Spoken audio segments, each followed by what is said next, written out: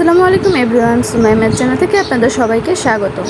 Chocobar ice cream ছোট বড় সবারই অনেক পছন্দের। আজকের এই চকবার আইসক্রিম রেসিপিটা আপনাদের সাথে শেয়ার করছি। আমি খুব সহজ উপকরণ দিয়ে এটা বানিয়ে দেখাবো। যে কেউ চাইলে বাসায় এই চকবার আইসক্রিমটা তৈরি করতে পারেন। তবে এই আইসক্রিমটা তৈরি করতে কোনো রকম ক্রিমের দরকার নেই। চলুন আইসক্রিমটা বানিয়ে নিই। তো প্রথমে হচ্ছে একটা পাত্রে 1.4 কাপ নিয়ে নিচ্ছি চিনি, হাফ কাপ নিয়ে নিচ্ছি পাউডার মিল্ক, 3 টেবিল চামচ দিয়ে দিচ্ছি কর্নফ্লাওয়ার।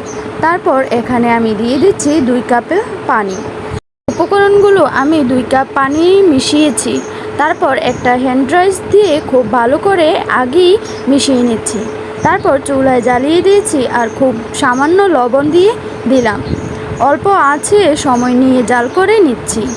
কর্নফ্লাওয়ার দেওয়ার কারণে মিশ্রণটা তাড়াতাড়ি ঘন হয়ে যাবে।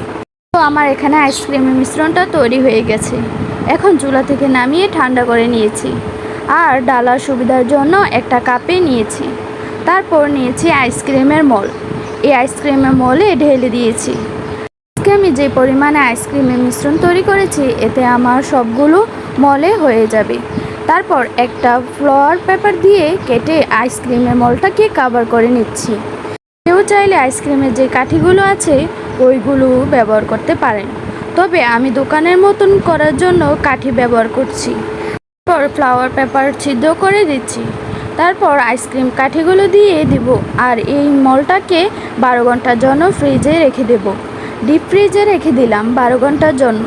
তো 12 ঘন্টা পর চকবার আইসক্রিমের জন্য চকলেট রেডি করে নিচ্ছি। কিছু চকলেট কেটে নিলাম। তারপর হচ্ছে চুলায় দিয়ে এই চকলেটগুলোকে গুলিয়ে নেব। আমি গরম পানির ভাপে চকলেটকে লিকুইড করে নিয়েছি আর একটা গ্লাসে ঢেলে নিয়েছি আর আমাদের আইসক্রিমের মলটা বের করে নিয়েছি। এখন এখান থেকে একটা আইসক্রিম খুলে নিচ্ছি।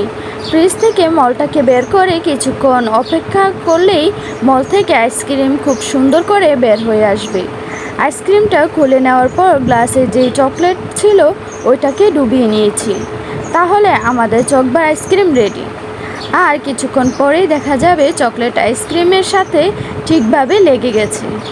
তো অল্প সময়ে খুব সহজে আজকের রেসিপি চকবার আইসক্রিমটা আপনাদের সাথে শেয়ার করেছি। আশা করছি আপনাদের সবার কাছে ভালো লেগেছে। যদি আমার ভিডিওটি ভালো লেগে থাকে তাহলে অবশ্যই লাইক কমেন্ট শেয়ার করে জানাবেন।